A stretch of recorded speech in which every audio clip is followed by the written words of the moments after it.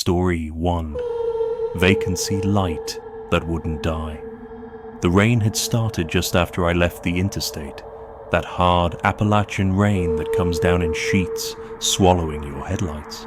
By the time I saw the Blue Lantern Motel, my wipers were smearing more than clearing, and the road felt like it had narrowed with every mile. The place looked abandoned, except for the one lit sign. Most of the letters were dark, but the A still worked, if you could call it working, pulsing in the rain like a slow, wet heartbeat. There was something about the way it glowed alone, like it was trying to tell me the rest of the sign had died first, and it was next. The clerk met me at the door before I could knock, as if he'd been waiting. Too friendly, his smile wide but brittle, like the skin on a day-old pie. Inside, the lobby was stiflingly warm, the air heavy with the smell of overbrewed coffee and that lemony cleaner old places used to hide mildew. My key was on a brass tag shaped like a teardrop, heavier than it should have been. When I picked it up, it clinked against the counter with a tone too sharp for brass, too much like a bell. My room was down a short, carpeted hall, the kind where your footsteps vanish before you can even hear them. The smell inside hit me, pine cleaner and something damp that had soaked into the carpet years ago. The single window faced a gravel lot, beyond which the ridge rose in silhouette, darker than the night sky itself. I tossed my bag on the bed, kicked my boots halfway under the desk, and went for the shower, hoping the heat might cut the road from my bones. I'd been under the water maybe 2 minutes when I heard it, the desk bell. Faint at first, but sharp enough to cut through the spray. One ring, then another, then 3 more in quick succession, too quick for one finger, too deliberate to be random. I froze, listening. It stopped. Then, at 1:13, it started again. 4 rings, a pause, 2 more. At 1:21, it repeated, almost identical, like someone marking spots on an invisible map. I toweled off in silence, the room seeming smaller when I stepped back into it. Through the slit in the curtain, I could see the neon A still pulsing in the rain. The office was dark, except for that light, no movement inside. The bell rang again, but this time it sounded closer, like the walls were carrying it straight to me. I pressed my forehead to the glass. That's when I noticed my reflection wasn't quite right. My head was tilted, but in the glass, it was straight. I turned to match it, and the reflection seemed a half-second slow, like it was considering whether to follow me. Then, the ringing stopped all at once, replaced by a low hum that might have been in the pipes, or under them. I caught movement in the corner of my eye and looked toward the office just in time to see the clerk's door open. It didn't swing onto a hallway or back room. It opened into complete black. Black so deep the light from the A didn't touch it. The door stayed that way for several seconds, no sound, no shape moving inside, then closed with a finality that rattled in my chest. The brass tag on my key gave a single, high chime. I hadn't touched it. It lay on the desk, still as the rest of the room, but the sound hung there like the last ring of a struck glass. My skin went cold. I realized with a slow, crawling certainty that the bell I'd been hearing wasn't on the front desk at all. It was under me. The carpet didn't feel right as I crossed to the center of the room. Too thin in spots, too padded in others. I knelt, pressing my ear down. Faint at first, but growing clearer, came that same deliberate ringing. Not loud, not frantic, but steady, like someone working their way along a row of invisible desks. I could almost place the sound directly beneath my feet, moving toward the far wall. Then a pause. Then 2 slow rings, spaced out, like the person down there was thinking about the next place to go. I backed away without meaning to, my heel catching on the chair leg. That tiny noise must have carried because the ringing stopped instantly. In the quiet, I could hear something else. Wood shifting under weight, a careful step where no step should be. My eyes kept flicking to the door, but the handle stayed still. The lock slid home. Whatever was below wasn't trying to come up. It was listening. I don't remember deciding to lie down, but somehow I ended up in bed, covers pulled to my chin like that would keep the night out. Every so often the floor gave a muted thump, followed by the faintest brush of metal. I tried to tell myself it was plumbing, settling beams, anything but footsteps.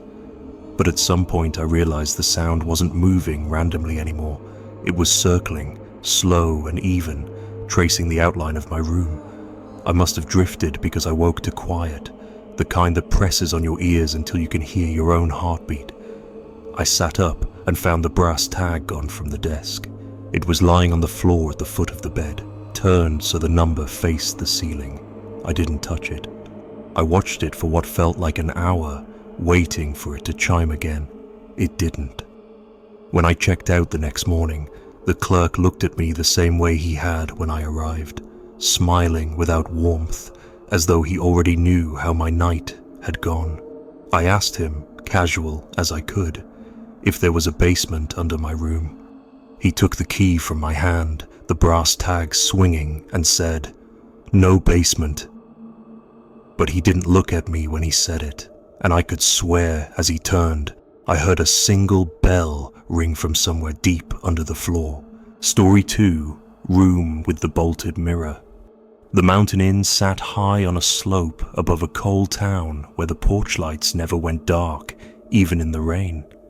I pulled in late, the kind of late where the sky has no color left and the air feels thick enough to bend sound. The sign out front buzzed weakly, its lettering faded to the point you couldn't tell if the place had ever had a proper name. Inside, the owner was waiting, a tall man with a smile that seemed borrowed. He slid my key across the counter and apologized before I'd even asked a question. "Last guest cracked the mirror," he said. "We bolted it down so it won't shift on you." I didn't know mirrors shifted, but I nodded like I did. My room was small but tidy, with lace curtains and a quilted spread that smelled faintly of cedar. The only thing that felt wrong was the mirror. A full-length thing, too big for the wall, with two thick iron bolts sunk deep into its frame, anchoring it like it might try to leave. The glass was old enough to ripple the light, warping anything reflected there. I'd look into it and see my face, but somehow it seemed farther away than it should have been, like I wasn't standing in front of it so much as looking at myself from the other side. I'd been in bed maybe an hour when the noise started overhead. A dragging sound, heavy furniture moving from one wall to another, then back again. Long, slow scrapes across old wood. It went on for 10 minutes, maybe more, until the ceiling above me fell perfectly still. I lay there, listening for the next shift, when I noticed movement in the mirror. Not my reflection. It was the glass itself, blooming faintly at the bottom like someone was pressing their mouth against it and breathing out. I got up, half expecting to find a draft, but when I touched the surface it was cold as stone. The bolts, though, they were warm, almost pulsing with it. I stepped back, uneasy, and that was when the scraping started again upstairs. This time it wasn't random. A long drag, pause, a shorter drag, another pause, like a code being tapped out through wood and air. I couldn't understand it, but something in the rhythm felt deliberate, as though someone wanted me to learn the pattern. I held still, trying to memorize it, when I heard a voice down the hall, a woman's voice, soft enough to be mistaken for the wind. "Don't," she said, just that one word, with the weight of a warning. I leaned toward the door, but the hall was silent after that, empty as if she'd never been there. I didn't sleep much. Every time I closed my eyes, I imagined the bolts working themselves loose, the mirror leaning forward just enough to let the breath on the glass escape into the room. At some point, exhaustion took me, and when I woke, the light through the lace curtains was dim and grey. I didn't notice the change in the mirror right away. It wasn't until I stood in front of it again, rubbing the sleep from my eyes, that I saw them. 5 splayed marks pressed into the glass from the inside, not smudges, but impressions, as though the shape was part of the mirror now. The fingers were turned the wrong way, the tips pointing toward me instead of away, as if someone had stood on my side, reached in, and left them there. I packed my things without bothering to shower. The owner was behind the desk, watching me over the top of a ledger. I thought about asking if anyone else had stayed in the room above mine last night, but the words stuck in my throat. I didn't want to know what he'd say. As I handed over the key, I glanced back toward the hall that led to my room. The mirror was there, just visible through the open door.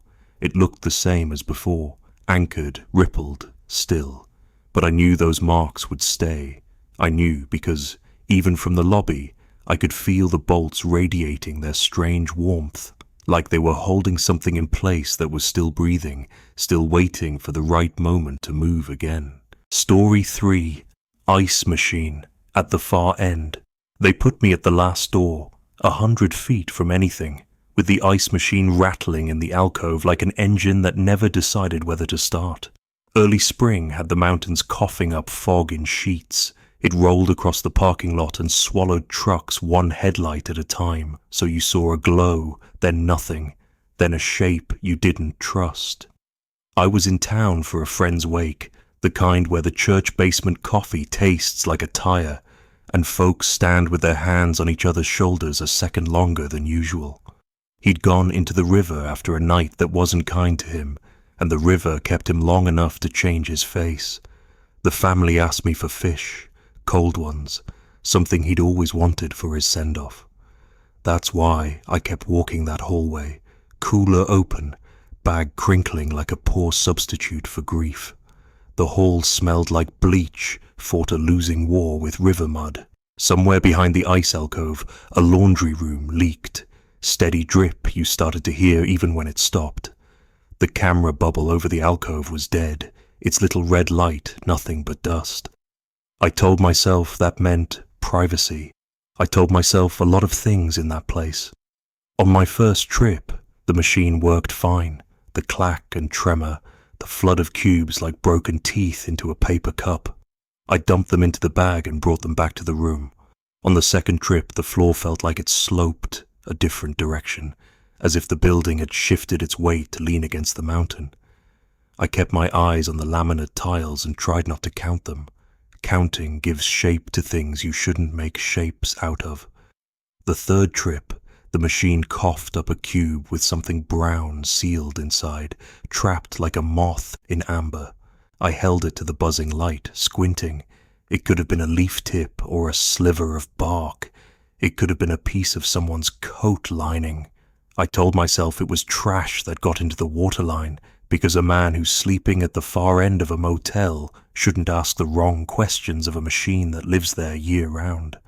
I threw that cube into the sink back in my room and watched it refuse to melt, as if cold had become its own kind of shell. On the fourth run, the machine stubborned up and wouldn't bend, no matter how I smacked its side or reselected B3 like that would help. Still, the bag in my hands grew heavier. At first I thought I was imagining it, guilt pressing itself into my arms through the handles. But I could hear the shift of cubes in there when I set the bag down, hear them settle like a breath. I opened the mouth and looked. A fog rolled out like the morning river, and I saw frost thick on the plastic, the kind that flowers and creeps and writes its own language. It struck me then that I couldn't see my reflection in that frost. Usually you catch a ghost of yourself in anything shiny. This was more like the bag had decided it. Didn't need me to exist. On the fifth trip, the hallway lights dimmed in a ripple toward me. Not all at once, but in a wave that made the shadows crawl along the baseboards as if the building had a tide. With the last fluorescent tube humming overhead, the ice machine shut itself up with a clench and a shudder. The chute closed, mouth pressed tight. I set the paper cup under it anyway because ritual is better than sense sometimes. That's when I heard the voice inside the metal, close to the grating, a man's voice worn down to the grain. "Leave it," he said. "Not leave here. Leave it." My first thought was that somebody was on the other side of the wall in the laundry room, messing with me, but the steady drip back there kept its rhythm, and this voice pushed through the machine's bones like the sound lived in the cold. I looked down at the bag and saw water stains blooming through the paper, spreading along the seams. They weren't random. They made a line, then a turn, then another line, like the path a person takes when he's not sure if he wants to go home or keep walking. I put the bag on the floor because my hands had started to shake and watched the stains finish spelling what they meant. The same route my footsteps had been taking all night, past my door, around the bend where the carpet loses its colour, down the fire stairs that smell like wet pennies, and out the side exit toward the ravine. The wake was in 10 hours. I told myself I had time for one more run, that I'd be done after this, that I'd sleep with the TV talking to the room until the fog lifted. But the machine's voice made a sound like a long sigh through a straw, and something in me decided to ignore every good sense I'd ever been taught. I picked up the bag. It was heavier than any paper thing should be, heavy like a promise. I followed the wet arrows on the floor because I could see them even where the lights had died, like the water had a memory you could read. The fire door gave way under my push and traded the hall's bleach for the night's leaf mold and cold iron. Fog moved through the stairwell as if it had signed a lease. Down on the side landing, the concrete was slick and fat with moss that looked black under the security light. The ravine waited, shallow, filled with winter's garbage and the wet glint of bottles no one wanted to remember buying. The sound of the creek below was soft but constant, a conversation you aren't invited to but hear anyway. At the bottom, I met the chain-link fence that was supposed to keep people like me from making choices at the wrong time. The gate was padlocked. It didn't matter. The bag slid through the gap where two wires had given up on each other, and I followed, pulling aside a cut that had started to rust back together like skin. My friend used to fish this same creek, telling me the best runs were where the water changed its mind. That's where he'd gone under, between two rocks bright with slick, and the river held him for a day that stretched into 2. I placed the bag on a flat stone and let my hands drop to my sides. The cold from the paper climbed my arms in a way that felt like it wasn't concerned with skin. "Leave it," the machine had said, and I did. I left the bag there, and I left a part of myself I'd been hoarding too, the part that believed every death made sense if you told the story well enough. I stepped back, and the bag sighed open without help, like an old mouth taking a breath. The steam that rose off it didn't have a smell I knew. Not fish, not bleach, not river. It smelled like the air in a church foyer when all the coats are wet.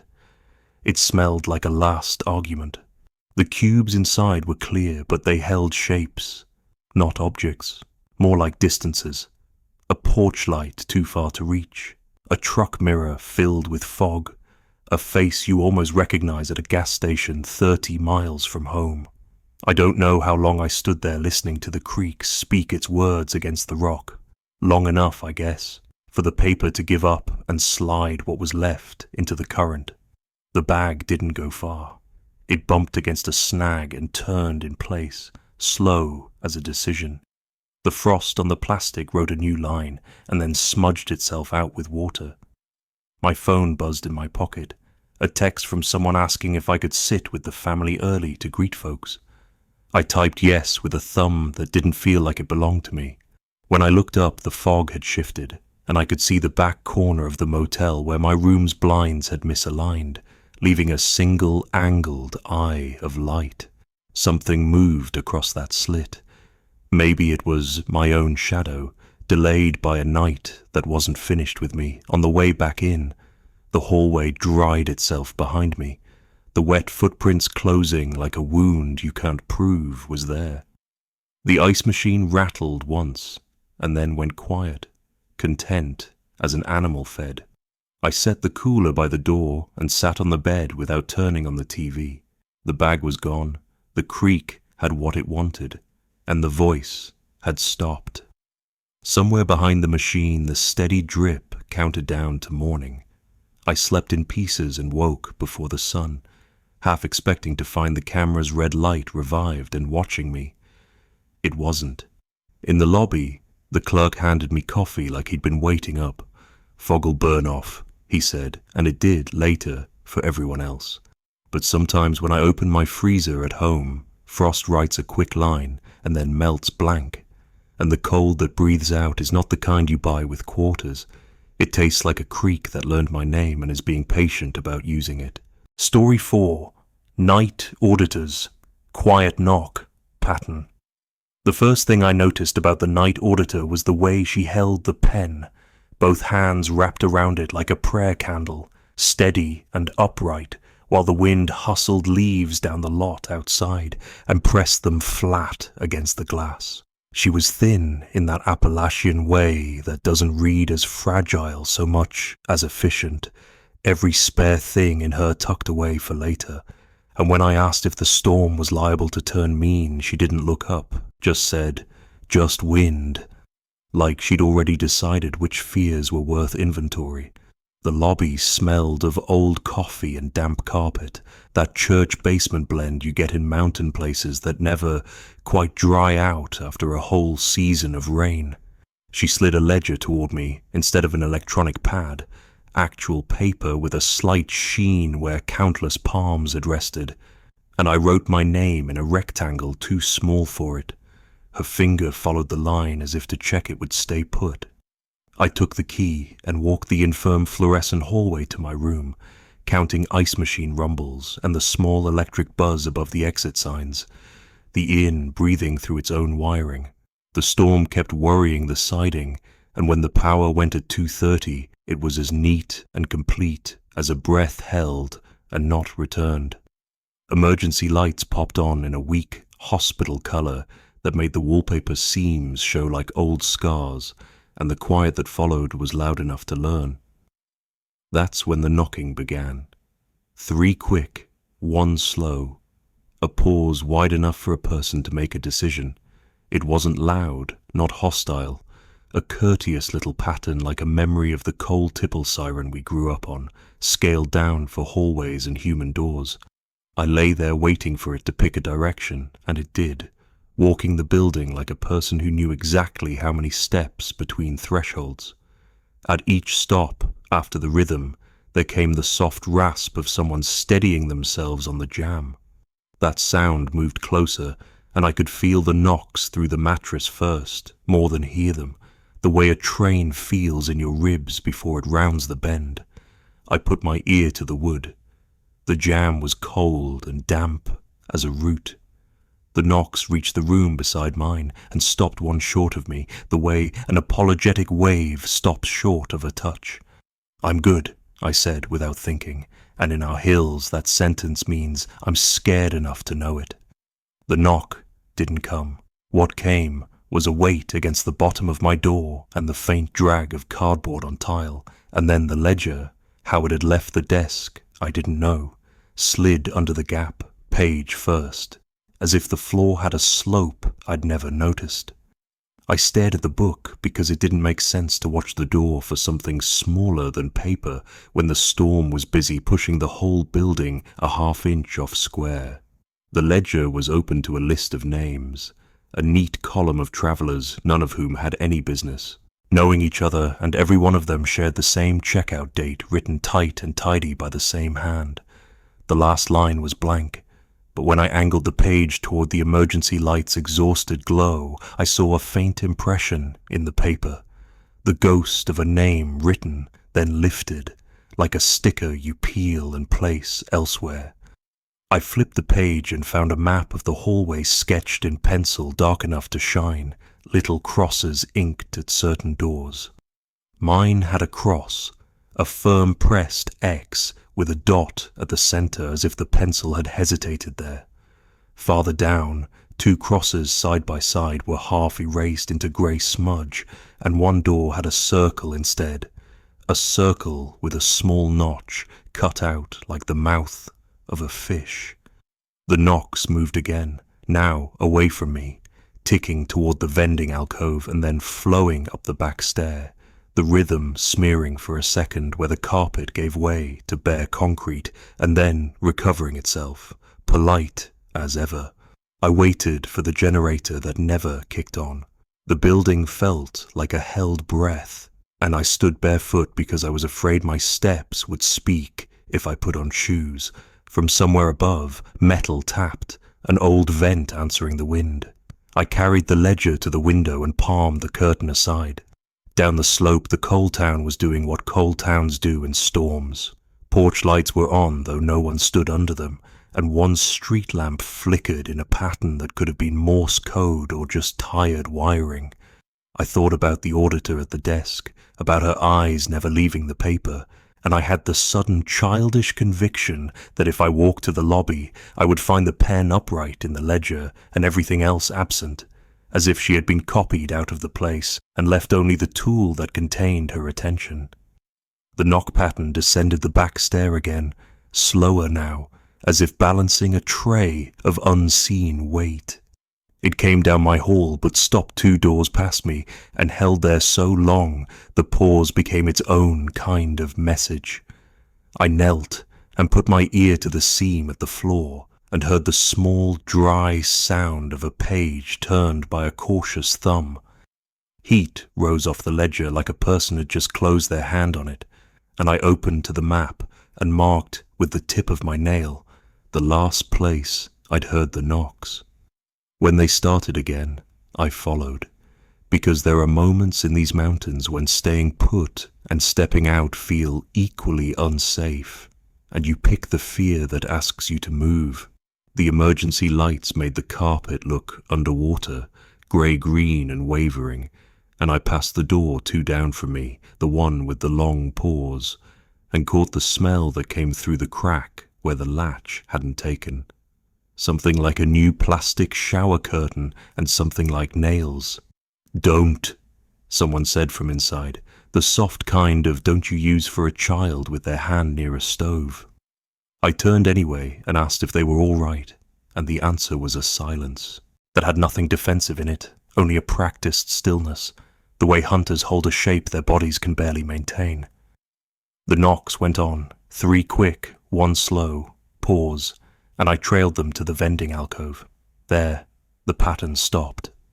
The red in-use light on the soda machine glowed though there was no power, and in that glow I could see the dust line where the ledger had been. I understood then, without liking it, that the book belonged more to the hallway than the counter. A door opened at the far end with a breath of pressure, and the thin woman stepped out, not surprised to see me carrying the thing that should have been on her desk. "You don't answer after 2, she said, voice steady, as if reminding herself as much as telling me. "You document." She showed me her hand, and the pads of her fingers were grey where the pencil had lived, the smear of a person who writes through whatever is trying to be spoken. "Who's knocking?" I asked, and she looked over my shoulder at a place on the wall where the pattern would pass if the wall were a path. "Depends who you are," she said, and it wasn't unkind. Somewhere above us, water moved in a pipe, and then stopped like someone changed their mind. "You marked me," I said, tapping the map where my door sat beneath its hard-pressed cross, and she pressed her lips tight until they lost colour.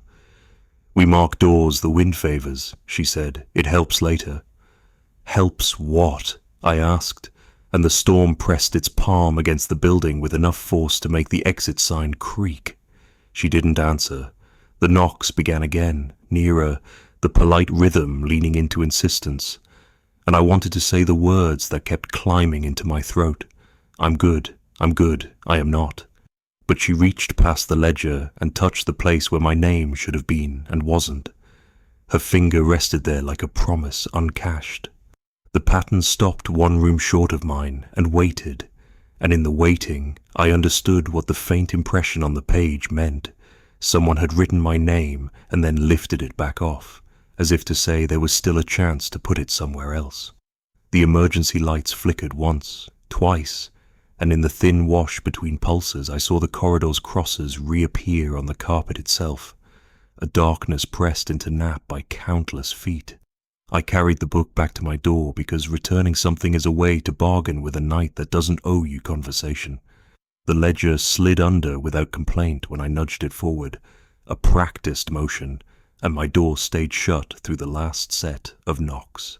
3 quick, 1 slow, a pause that felt like the mouth of a word you don't want to teach your own tongue. I slept only after the wind downshifted to a long, tired hiss, and in the morning, the lights up, the coffee burnt, the town's porches still lit for no one. The night auditor handed me my receipt with a clean square where a name should be, and a penciled map with 1 cross smudged lighter than the rest. I drove out under a sky bleached thin, telling myself the pattern had been nothing but a building learning the storm, and yet, some nights now, when the house is quiet and my own wiring ticks, I hear 3 quick, 1 slow, and feel my hand drift toward a pen I don't remember picking up, ready to write down what comes knocking and decide, too late, whether to answer or to document. Story 5. Honeymoon suite with no curtain. They gave me the suite because the cheaper rooms were taken by a funeral party. The clerk said it like a favor and slid the key toward me, with his thumb pressed against the number so I had to peel it off him. The door opened onto a room the color of old lipstick. There was a heart-shaped tub sunk in the corner and a window that faced the switchbacks. No curtain at all, just the mountains leaned close like neighbors who never learned how to knock. I told myself I didn't mind. In this part of the world it helps to see trouble coming. But there's a difference between choosing to look and being watched. And I could feel the ridge looking back, the way a dog will hold your gaze without blinking when it's trying to decide what you are. The funeral party had set up camp downstairs. Women in black wraps, men in church shirts unbuttoned at the throat, laughter too loud like they wanted to build a wall against whatever followed them from the graveside. The music came and went through the floor. Gospel, then old country, then the small silence after a hymn ends, and people pretend they don't want to cry. The clerk apologized for the noise and offered me a discount that never found its way to the receipt. Honeymoon suite, he said with a grin that had tired out before his mouth did. Best view on the mountain. It was early spring. The switchbacks were slick, and the mist moved in slow columns, and out beyond the guardrail you could see, if you squinted, a line of headstones like teeth set in a jaw of wet grass. I put my bag down and touched the tub. The porcelain still held heat, as if a couple had stepped out minutes before and intended to come right back. There were 2 wine glasses on the tray by the faucet, one dry, one beaded with new water. I told myself housekeeping had a rhythm I didn't understand, and wiped the wet rim with the back of my hand. The glass smelled faintly of something sweet and metallic, like cheap champagne poured into a coin. The mirror over the vanity was clean enough to show the small tiredness in my face that always shows up in mountain towns where the road takes more out of you than you remembered it could. And the window, no curtain, no blind, just a square of night, refused to be ignored. The ridge filled it. The road cut a clean S through the dark, and now and then a pair of headlights would struggle up the curve and disappear as if erased. I locked the door and slid the chain, more out of habit than hope, and lay down on the bed with the TV talking low so the room would believe someone was home. Around midnight, a car crept up the hill and parked with its engine off, just a shape in the mist where the gravel widened. No light inside, no door opening, only the sound a cooling engine makes when it contracts, a long tick, then a shorter one, like counting backward. I watched it without sitting up and told myself it belonged to the family downstairs, and they'd come back to it when the hymns ran out. The heart-shaped tub clicked as it cooled, a domestic little sound that made my shoulders tense for no reason I wanted to name. I must have slept then because I woke to water that wasn't there a moment before. Not a gush, not a leak. More like a drain filling itself. the sound a slow mouth makes when it takes a swallow it isn't sure about. The faucet was off. The plug lay in the soap dish like a button from someone else's coat, yet the tub held a shallow skin of water, and that skin was moving, ripples slapping the enamel in a rhythm too steady for wind. I sat up and stared at the surface until my eyes adjusted and saw nothing but a poor reflection of a poor suite, the kind of sideways view that makes you want to clean your own thoughts. Something past the window, not tall, not short, just a person-shaped absence that paused in the center of the glass, the way a deer freezes when it hears its name. It stayed long enough to count me. That was the feeling. A simple inventory.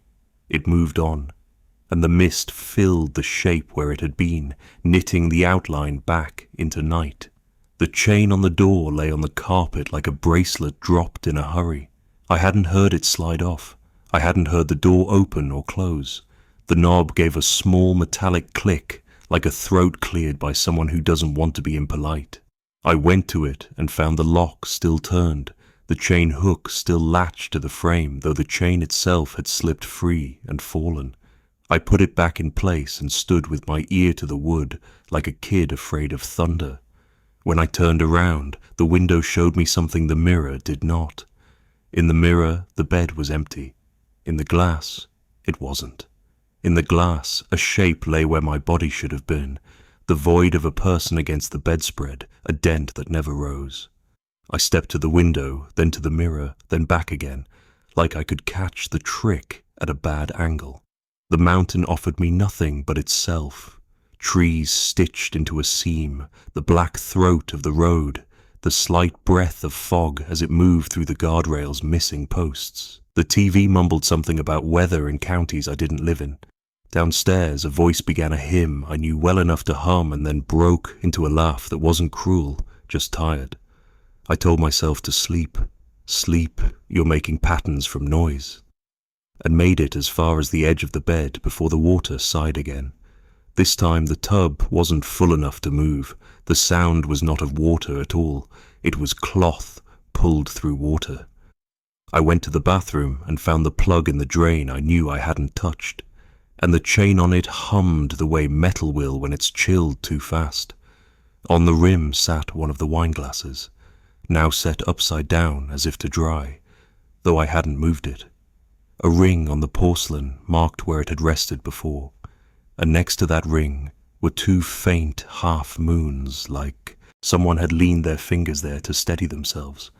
The car outside started without an engine turning. No growl, no ignition.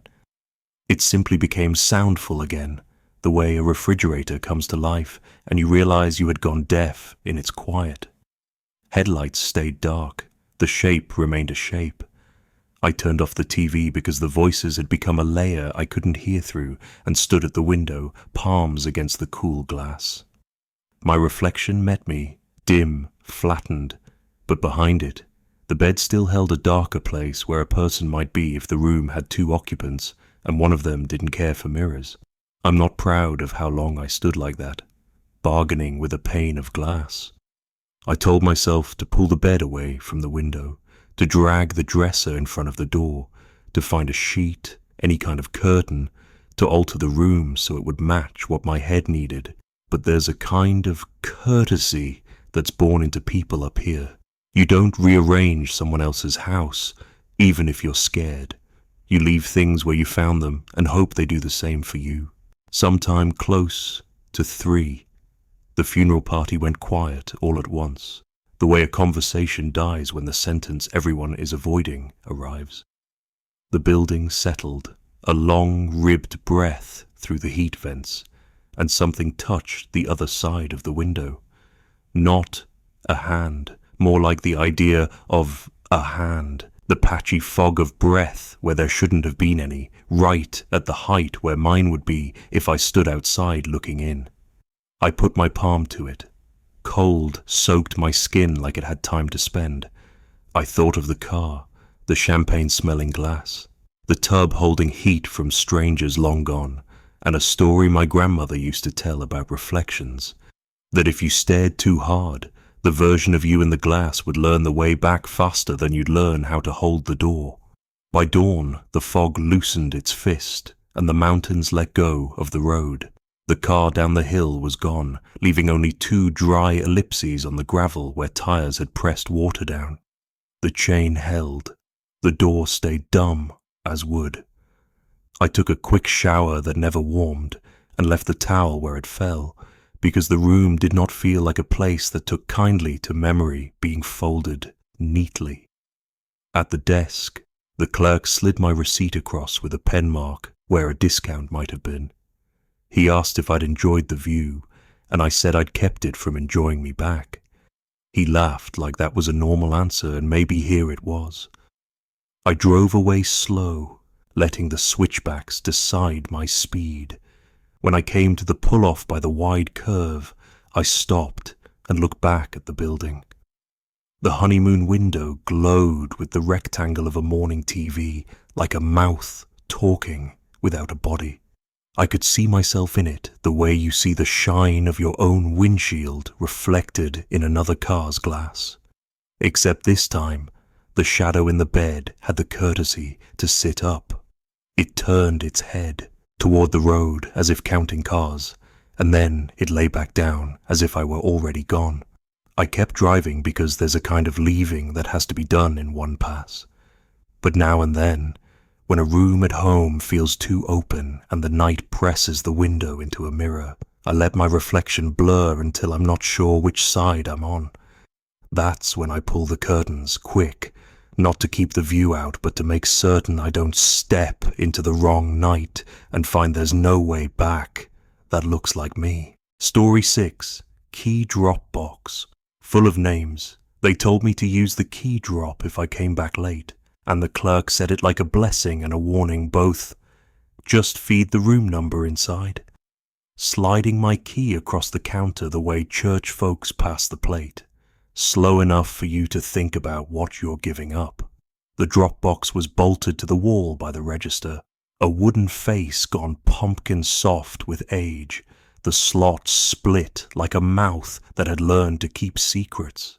Its metal throat was rusted slick, the kind of rust you only get when something's been wet longer than it's been dry. I told myself it was a convenience.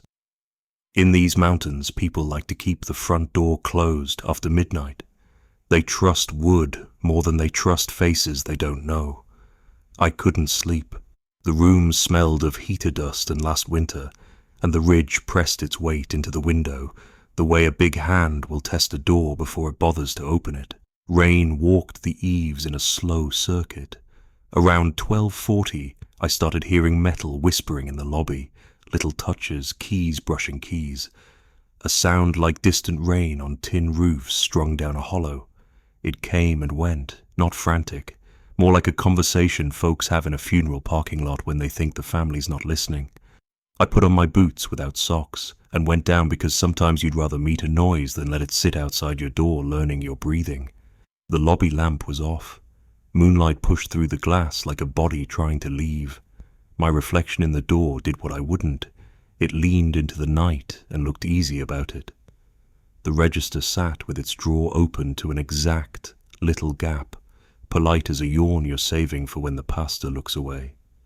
The keyboard behind the counter was full, brass teeth glinting in rows under a strip of dead fluorescent, except for one empty hook. Mine. I put my hand to my chest before I knew I meant to and felt the shape of a key in my pocket, warm through the denim like a small animal. I hadn't brought it.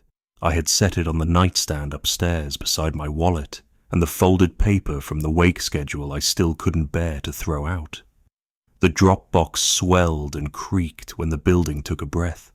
Something in there had swollen with damp until the wood didn't know how to keep its shape. A sign tacked above it said, "Do not open," in block letters faded to pink, the kind of red that forgets itself.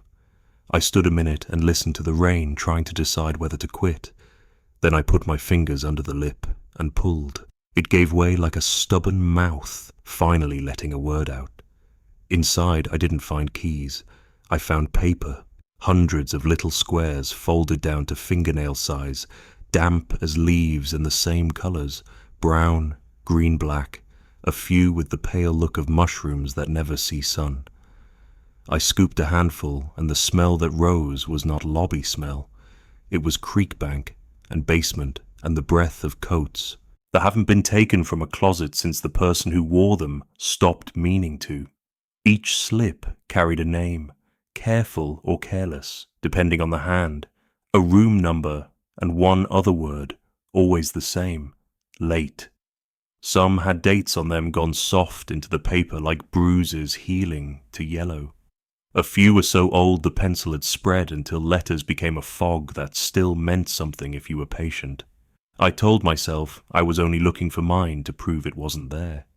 My fingers sorted without my say-so, pushing aside strangers from towns I could smell on their folds, coal and stone dust and the chemical lemon every respectable place uses. And as I worked, the slips began to cling to me, tiny wings sticking to rain. They wanted out. That was the feeling.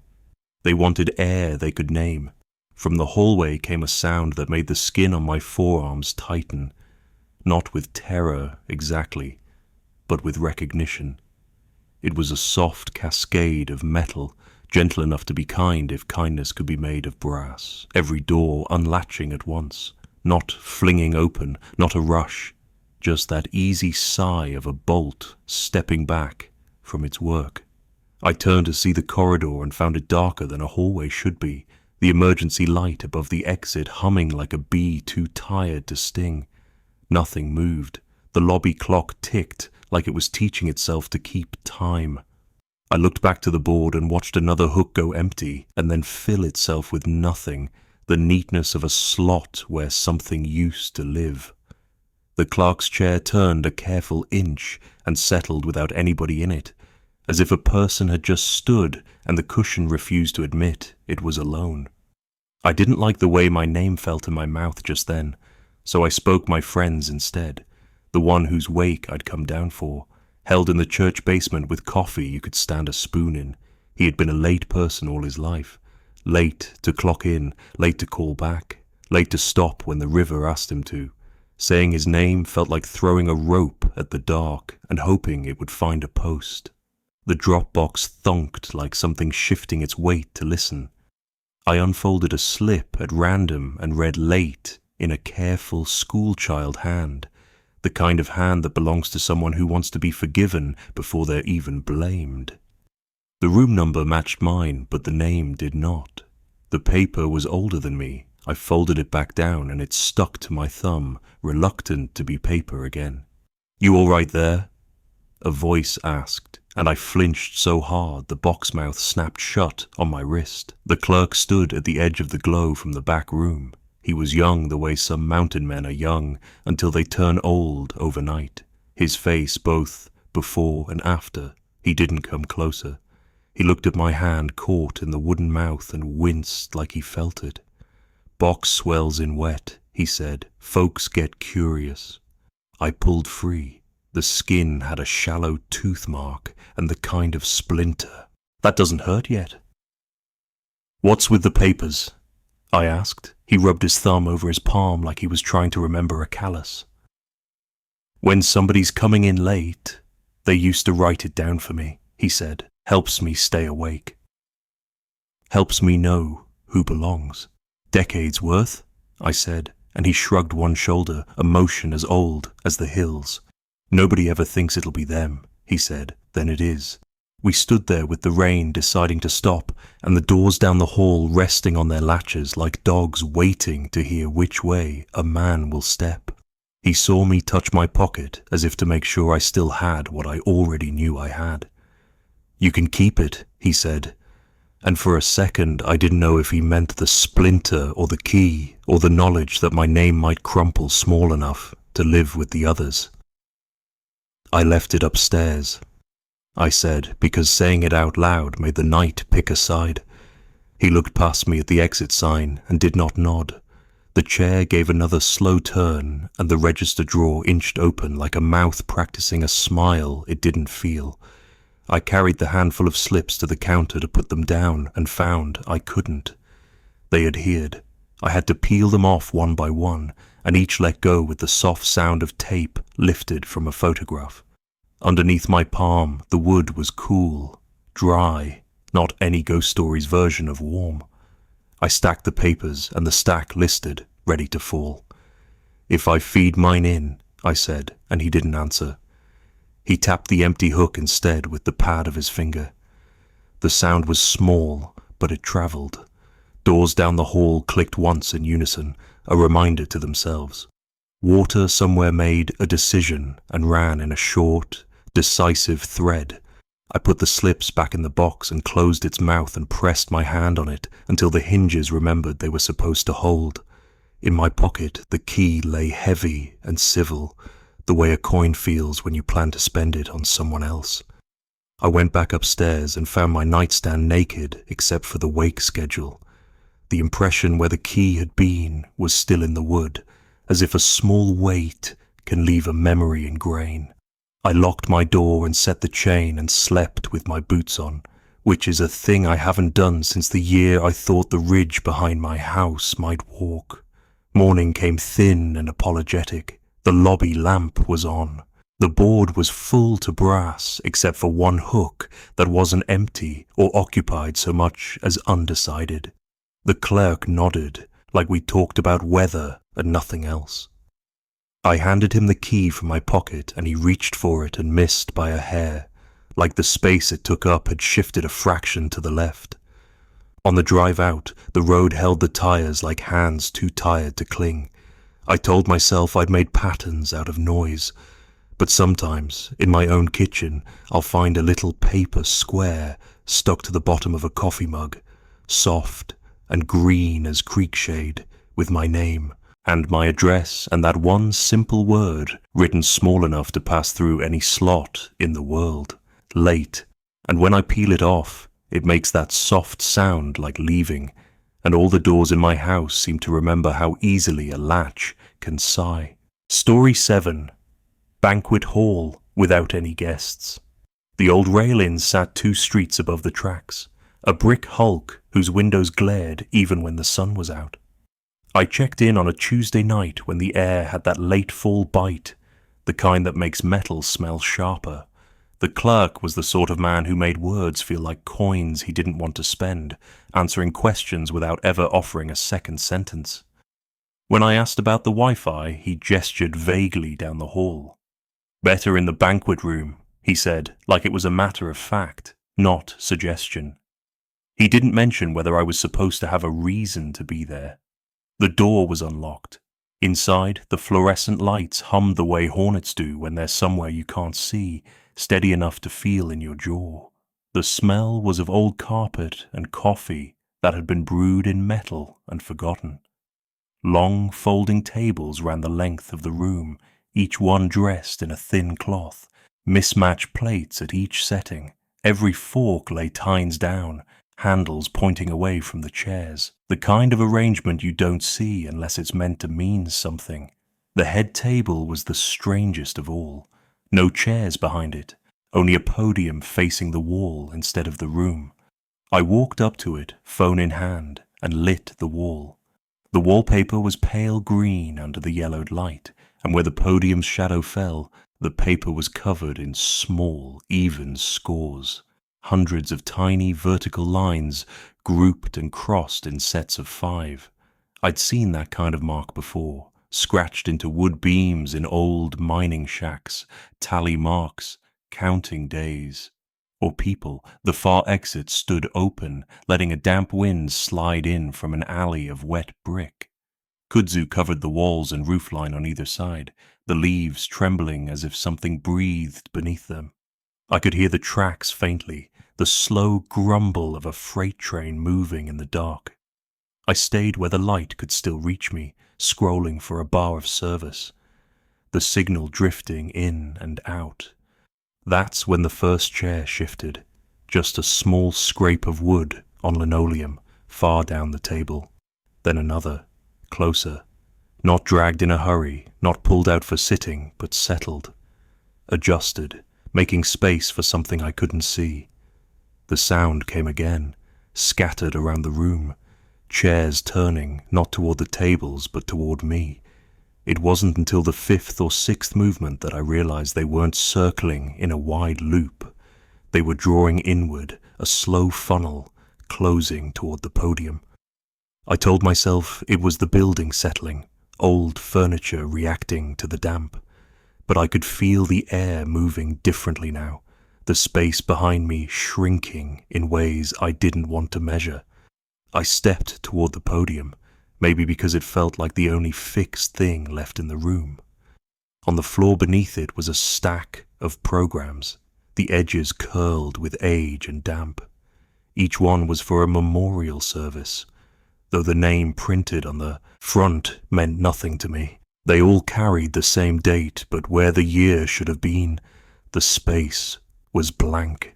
The paper was soft, as if too many hands had held it without meaning to. On the last page, in neat serif print, were the words, "Please leave quietly by the alley door." I glanced at the alley. The kudzu was still swaying, though the wind had died. I decided then I'd had enough of the better Wi-Fi. But when I went to the alley door, the handle didn't turn. I pressed harder, then rattled it, locked, not from my side. I crossed the room toward the front door I'd come through, telling myself I'd laugh about this in the morning, only there was no handle on that side either, just the flat wood of the door, flush and bare like it had never been meant to open inward. The chairs were quiet now. Everyone faced me. I could feel the narrow lane they'd left open, guiding me from the locked front to the locked alley. The hum of the fluorescence had deepened, the kind of low vibration you start to feel in your bones. I thought about shouting, but there was no sound in the world that felt like it would help here. The programs were still in my hand, and I noticed now that the stack was thicker than it should have been. I pulled one free from the middle. My name was printed on the front. No year, just the date. I don't remember setting the paper down. I only remember standing at the podium facing the wall, the tally marks sharp under my fingertips. My phone was still in my other hand, the flashlight beam trembling where it hit the wallpaper. Behind me, the scrape of wood started again, deliberate even. I didn't turn to look. The light caught the edge of a fresh line, just one, scored into the paper over the old marks. My finger traced it, and it felt warm, as if the cut had only just been made. Something shifted in the alley. The kudzu rustled in a long sigh, and I thought I heard a footstep on the wet brick. Then the humming stopped. The room felt empty, but my shoulders knew better. I reached for the podium to steady myself, and the wood felt worn in the exact place my hands rested, as if I'd been there before. The program slid from the stack in a slow cascade, spilling across the floor until they touched my boots. The one on top had my name again, and now, where the year had been missing, there was a line, a blank waiting to be filled. I could hear the train again, closer now, but it didn't seem to be moving past. It was waiting, too. I went to the alley door because the idea of standing still felt worse. The lock clicked without me touching it, the sound small and final, like a pen closing after signing something you can't take back. I pushed, and the door opened onto the alley. The kudzu had stilled, every leaf turned toward me. The air smelled of wet brick and something older, like paper left in a trunk too long. When I stepped out, the door shut behind me, soft as breath. I turned back, but there was no handle on this side either. Only the brick, the vines, and the sound of chairs settling back into place inside. The wind moved once through the alley, and the kudzu leaned in just far enough to brush my arm. Somewhere behind the wall, a pencil dragged a short, straight line across old wallpaper. I didn't check to see if it was the second mark in a set. I already knew. Story 8, Vending Room with the Blue Glow. Every motel has that one little room with machines that take your money without thinking twice. The kind of place that smells like dust and warm metal, where the hum from the compressor feels like a second ceiling over your head. This one had an old soda unit from the 80s, faded red once, now gone the dull purple of things that have been indoors too long. It lit the tiles blue, not LED blue, but that deep, old lens blue you get when you look through water at dusk. The glow didn't just sit on the floor, it reached up. I went down for a ginger ale because the heater in my room was breathing out air that smelled faintly like burnt hair, and I wanted something cold to cut it. The hallway to the vending room was short, but the carpet seemed to pull at my steps. Inside, the blue light made my skin look like it belonged to someone who hadn't been outside in years. I stepped up to the plexiglass and saw my reflection there. It didn't quite match me. I'd move my head and it would follow, but half a second too late, like it was thinking about it. I told myself it was just the way the light bent inside the old glass. Long day. Bad light. I dug for change, the quarters cool in my palm, and when I looked back at the machine, the selection buttons were clicking themselves. Not in a rush, just one at a time, top to bottom, slow as a person running their finger down a page of names they already know by heart. By the time it reached the bottom row, I'd forgotten which one I'd wanted and pressed B7. The sound inside wasn't the clunk I expected, more like a shudder, and then a sigh, a human sound that had been practicing at being mechanical. The door behind me eased shut, not all the way, just enough for the latch to miss and the air to move against it when the hallway's drafts passed. Each gust made it breathe against the frame, a slow, tired breath you could almost time your own to. I stared at the slot where the can should drop, waiting for that hollow thud. Nothing. I thought maybe it had jammed, and I was about to hit the side when I heard the faintest roll, like something dragging itself forward reluctantly. The can dropped, and the sound it made was heavier than it should have been. I bent to get it, and it wasn't the ginger ale I'd picked. The label was bright, sharp-edged, new printed, but the brand had been gone for years, the kind my grandfather used to keep in his pantry in summer. Appalachian sweet and syrup thick. I'd only ever seen it in glass bottles, never cans, and never in this century. The paper was cool under my fingers in a way that felt deliberate, like it had been waiting in cold just for me.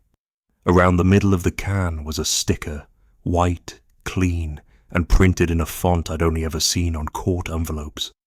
My full name, spelled exactly the way it appears on legal papers. No nicknames, no errors. Just me, formal and whole. I didn't open it. I didn't even set it down. I just stood there in the blue, listening. The hallway outside had gone silent, the kind of silence that isn't empty but listening back. Then, from somewhere just past the doorway, I heard the slow shuffle of rubber wheels on thin carpet. Not fast enough to be pushing anything heavy, not slow enough to be casual. A cart, maybe. It came close enough that I thought it was about to turn in, and then it stopped, paused. I could feel the weight of it, the way you feel a person holding their breath at your back. Then it started again, moving on without ever arriving. I stepped into the hall. It was empty all the way to the fire door, the glow from the exit sign washing everything the same, flat, red. No cart, no one. My door was 4 rooms down, cracked just enough for a sliver of dark to show between the jamb and the hinge side. I knew I'd latched it. I could see the outline of my own reflection in that gap, my shadow standing inside my room before I'd even reached it. I closed the vending room door and didn't look back until I was halfway down the hall.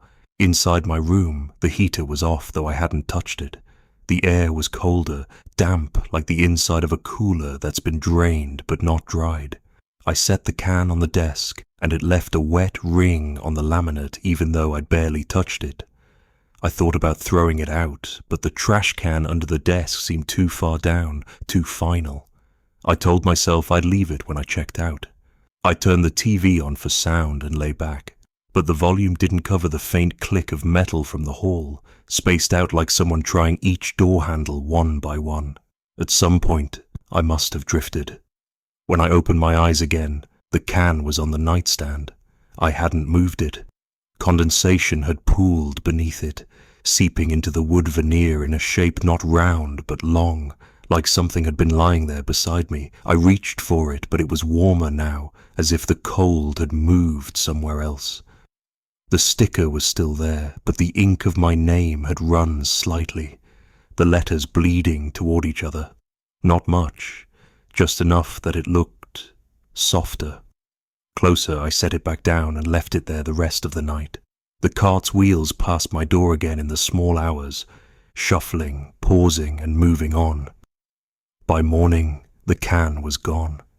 No ring on the nightstand, no damp, just the faintest sweet smell in the air, the kind that comes back to you later when you're somewhere far from where you first caught it. I checked out without asking about the vending room. The clerk didn't look up when I handed back the key, just turned it on the counter so the tag faced away from me. I walked out into the cold, but when I got to my car, there it was in the passenger seat. The can dry now, with my name on the sticker. The ink was perfect again. I left it there and drove until the motel was 3 towns behind me. But sometimes, when I stop for gas in certain valleys, I'll glance into the back seat and see it sitting upright on the floorboard, label facing me. I've never opened it. I'm not sure I could.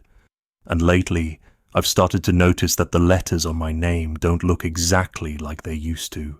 They look more like handwriting, not mine, someone else's. Someone who knows the whole thing, start to finish. Story 9, Manager's Unit, with 2 front doors. The manager's unit had 2 front doors that faced the parking lot, side by side like a pair of eyes that didn't know how to blink. I noticed it the first evening without meaning to. One stayed open all night, a perfect black square you could see from the second bend in the switchback road. It wasn't the kind of black that belonged to night. It was heavier, like a place that didn't let the moon in. In the mountains, you learn to mind your business. So I did. But the next night, the sound started. It was crying, though not the kind that breaks and heaves. This was low, deliberate, the sound a grown man makes when he's decided it hurts too much to stop, but he's too tired to start again. I lay there listening, trying to place it. It wasn't close enough to be in the hall. It wasn't far enough to be outside. I dressed and went to the office because the crying didn't pause, didn't falter, just threaded the night like something working a needle. The bell on the counter had been turned upside down, the metal top flat against the wood like someone had decided ringing it was no longer an option. The ledger lay open, neat columns of names and dates under the thin light from the desk lamp. A page marked long stays. My room number was there, a fresh dot beside it that hadn't been there that afternoon. Through the open door into the manager's apartment, I could see a living room that felt wrong without knowing why. A couch sat against the wall, hard enough to leave an actual dent in the plaster, its cushions sagging like they'd been leaned on for decades in exactly the same way. Across from it was another door, same frame, same paint, that opened onto the office I was standing in. It made no sense. I could see the counter, the bell still overturned. The crying stopped in the middle of a breath, and the silence that followed made my scalp tighten. Then came the footsteps. They started on carpet, soft and slow, crossed onto tile, then shifted to gravel. The sound looped like someone walking a small circuit, one that passed through more than one kind of floor but never came closer, never moved away. I stood still, and the air between me and that second door felt like it had weight. The loop continued, carpet, tile, gravel, pause, repeat, and I realized the sound wasn't traveling in a straight line, it was circling. I stepped into the apartment. The air changed immediately, heavier, warmer, as if the place held onto the day's heat with both hands. The smell was faint, bleach and something faintly sour, like wet paper that had dried too many times. I moved toward the other door, the one that shouldn't exist, when I caught something in the corner of my eye. Down the row outside, my own door had swung open. No wind, no one there, just a slow, deliberate pull inward. The chain I'd set slid through the keeper without snagging, spilling loose like ribbon falling from a knot. The crying started again, from both directions at once. It was the same voice, same breath, same rise and fall in unison. My stomach clenched, not from fear exactly, but from the sense that I'd just stepped into something already in progress, something that had been repeating for a long time and would keep repeating whether I was there to see it or not. The steps changed then, doubling, overlapping, one set on carpet, one on tile, one on gravel, all meeting in a place that didn't seem to exist in the lines of the building. I backed into the office without turning my back on the apartment door. The ledger still sat open, but now there was a mark beside my name too, neat and exact, like the tip of a pen had touched the paper for just long enough to leave the perfect dot. The crying cut off again, this time followed by a sound that made my teeth ache. A slow drag, like something heavy being pulled across the floor by someone who didn't care how much noise it made. It came from the open apartment door, then from the hall outside my room, then from somewhere that felt like it was directly behind me, though the air was still. I went for my room anyway, because the only thing worse than staying was standing still. The gravel under my boots sounded too close to the gravel in the loop of steps I'd heard earlier, and I half expected to meet myself coming the other way. When I reached my door, the room was exactly as I'd left it except for one thing. The chain wasn't just undone, it was gone. Not broken, not on the floor. Gone. In its place was the faintest smear of something pale against the frame, like the mark left when you slide furniture across a wall. I closed the door and locked it, the regular lock feeling like a lie in my hand. The crying started again, almost immediately. Not outside now, not from the office. From the space under my bed. Low, even, patient. I didn't check, I didn't move. I sat on the bed with my boots still on, hands in my lap, and listened to it for the rest of the night. It never grew louder, it never stopped. By morning, the sound was gone. My chain was back, hanging exactly where it had been before, the keeper unmarred. When I went to check out, the ledger was closed, the bell upright, the clerk sitting behind the desk like he'd been there all night. I asked him how long he'd been managing the place, and he looked at me like I'd asked the time on the moon. Long enough, he said. Driving away, I passed the front of the building. Both managers' doors were closed now, blank as if nothing had ever moved behind them. But in my rearview mirror, one door was open again, a black square that didn't match the rest of the morning. I didn't slow down. Even now, sometimes in my own house, I'll hear those 3 steps, carpet, tile, gravel, looping in a place that doesn't exist in my floor plan. And every so often, I'll wake to find the chain on my bedroom door hanging open, the air, heavier, warmer, as if the room has been holding on to someone else's heat all night. That's when I know better than to listen for crying. It's not meant for me. Not yet.